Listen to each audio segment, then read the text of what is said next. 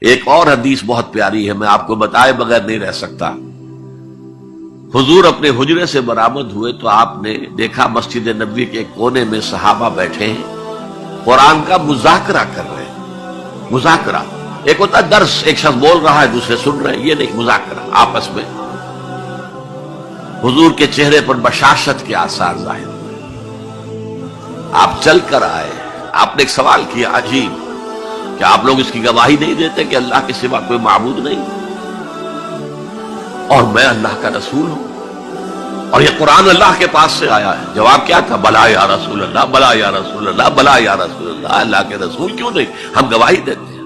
اب فرمایا جس کے لیے میں نے یہ حدیث سنائی، فاستبشروا، خوشیاں مناؤ، جیسے ہم نے دوسرا جو تھا سورہ یونس کی آیات، فبذالک فلیفرحوا، خوشیاں مناؤ، جشن مناؤ اس قرآن پر۔ فاستبشروا، تو بشارتیں حاصل کرو، فإن هذا القرآن طرفه بأيديكم وطرفه بيد اللہ، اس قرآن کا ایک سرا تمہارے ہاتھ میں، ایک سرا اللہ کے ہاتھ میں۔ سب سے بڑا ذکر جسے قرآن الذکر کہتا ہے، انا نحن نزلنا الذکر وانا له لحافظون، دی ذکر وہ قرآن ہے، هو الذکر الحکیم وَهُوَ الصِّرَاطُ الْمُسْتَقِيمُ۔ اور تم نماز کی ہر رکعت میں کہتے ہو اهدنا الصراط المستقیم، وہ صراط مستقیم تو اللہ نے تمہیں دے دیا ہے، یہ قرآن ہی تو ہے صراط مستقیم۔ یہ وہ شے ہے کہ جس کے ہوتے ہوئے خواہش نفس آپ کو کج نہیں ہونے دے گی، زیغ نہیں آئے گا اس کے ساتھ، اس کے ہوتے ہوئے کبھی کجی نہیں آئے گی تمہارے اندر، زبانیں التباس نہیں پیدا کر سکے گی۔ قرآن جو ہے اپنی حفاظت خود کرتا ہے، اس پر باطل حملہ آور ہو ہی نہیں سکتا، نہ سامنے سے نہ پیچھے سے۔ وَلَا يَشْبَعُ مِنْهُ الْعُلَمَاءُ، علماء اس قرآن سے کبھی سیری محسوس نہیں کریں گے، کبھی بھی یہ محسوس نہیں کریں گے کہ بس قرآن سے جو لینا تھا ہم نے لے لیا، اب کچھ نہیں رہا۔ پڑھتے رہیں گے، پڑھتے رہیں گے، پڑھتے رہیں گے، معلوم ہوگا ہر مرتبہ کوئی نئی چیز آ رہی ہے۔ بار بار کے پڑھنے سے اس پر کوئی باسی پن طاری نہیں ہوگا۔ کوئی اور کتاب دنیا میں ایسی نہیں ہے، ایک دفعہ پڑھ لی، دو دفعہ پڑھ لی، پھر تیسری دفعہ ہاتھ لگانے کو جی نہیں چاہتا، پڑھنے کو جی نہیں چاہتا، سوال ہی پیدا نہیں۔ یہ وہ ہے، پڑھتے رہو گے، پڑھتے رہو گے، اس پر کوئی باسی پن طاری نہیں ہوگا۔ وَلَا تَنْقَضِي عَجَائِبُهُ، اس کے عجائب کبھی ختم نہیں ہوں گے۔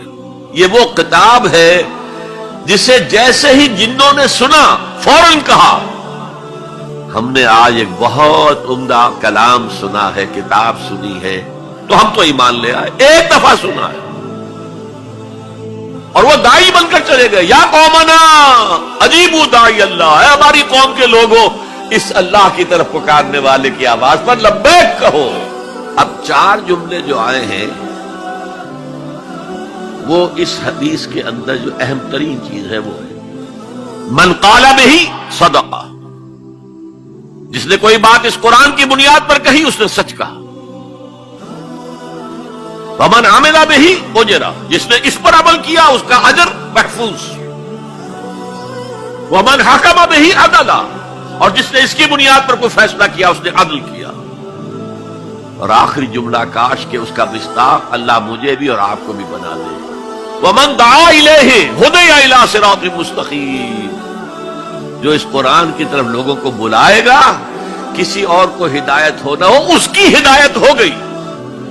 حضرت جبرائیل نے حضور سے کہا یا محمد صلی اللہ علیہ وسلم، امتک بعدک، آپ کے بعد آپ کی امت کا کیا حال ہوگا، کون سہارا ہوگا؟ حضور نے فرمایا مَل مخرج منها یا جبرائیل، اے جبرائیل تو بھی بتاؤ اس مسئلے کا حل کیا ہے، نکلنے کا راستہ کون سا ہے؟ تب حضرت جبرائیل نے یہ ساری حدیث پڑھی، گویا کہ اس کے راوی اول حضرت جبرائیل ہے، راوی ثانی حضور ہے، راوی ثالث حضرت علی ہے رضی